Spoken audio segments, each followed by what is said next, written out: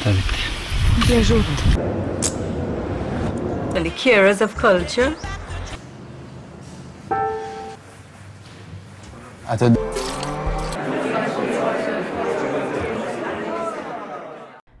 W studiu festiwalowym Mary Kerr opowie o swoim debiucie dokumentalnym Radioman. Hello and welcome here at Krakow Film Festival. You came to us with your film Radioman. Congratulations, I really loved it. Thank you. So I would like to ask first of all, because you kind of like made short films before, and now you moved to fiction, from fiction to documentary. What was the reason? Well, I went to film school and I made a short, and after film school I ran on a few films which is they're hard to get onto, and then you need a calling card really, and so we thought like, well, we'll do a short film, but then we realized that means you need to get a cinematographer, you need to get a lighting person, you need to get a script. I'm not a writer, I have ideas but I don't write, and it just seemed so overwhelming. And then when we came across radio in New York, we actually were like, this would be a really cool documentary, it's fascinating. And then we were like, oh, who can we get to do it, who can we get to do it? And then eventually we were like, why don't we just do it? We didn't have any experience at all. But we thought, we haven't picked up a camera since film school, which was like 2 years before. And we'd just been waiting for the right project. And so it was tiny little cameras that big. And we thought, well, we'll see what happens. How did you, because that's quite fascinating actually, how did you manage to get all these famous people into your documentary? Because this is quite a selling card. I mean, now everybody wants to see it as well. Well, the first few people when we first met Radio, we didn't know what he was going to be like as a character. We just knew that he hung out with famous people on film sets. We saw some photos. We didn't know if they were like really staged. And when we met Radio, he was like, yeah, Johnny and this and that, and we were like, oh my God, do you actually know these people? Like, I was like, wow. And he was like, yeah, they'll do interviews, and eventually he'd be like, he was like, come, Meryl wants to do an interview, and we were like, okay, so we went. Wow, that's... And yeah, and then once Meryl, Meryl Streep. We all know Meryl, had done an interview on set. Yeah. We had those two down as we could write to other people, and then it was George Clooney who said yes, and then, if George Clooney says yes, everyone goes, oh, okay, I'll do what he's doing. Wow, so, that's great.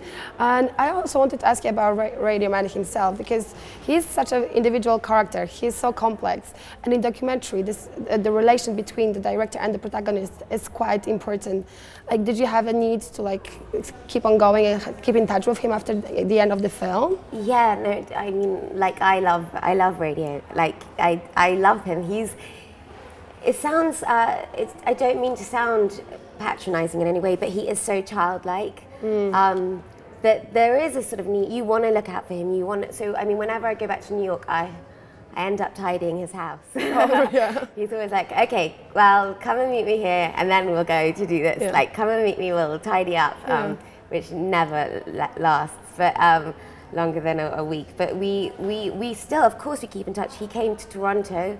First time he'd been out of America, out of the country, came to the premiere, and we're bringing him to England, regardless of a film festival, just because he's obsessed with, as you may have seen in the film, he speaks in a British accent, he's obsessed with British things. Yeah. So he's going to come to England, but we're really close, and we're quite similar in a funny way. That's very good. I think it brings it closer as well, and you get Because I always thought, like, once we got into this, I thought, my God, what would this film be like if it was like a 45-year-old, seasoned documentarian doing this from the BBC with a big camera? Would Radio like behave? Because he never, like with us, he would just cycle off mid-interview, he'd fall asleep, he'd break the cameras. Yeah. And I would always think, like, if I was like older or a guy, would he actually like listen to what I was saying? And probably not. Well, the thing is, like, there's a relationship now, and it was when my editor, our editor came aboard. He was like, "You have such a sweet relationship that's why my editor really wanted my voice to come into the documentary a bit, so that there was that relationship there."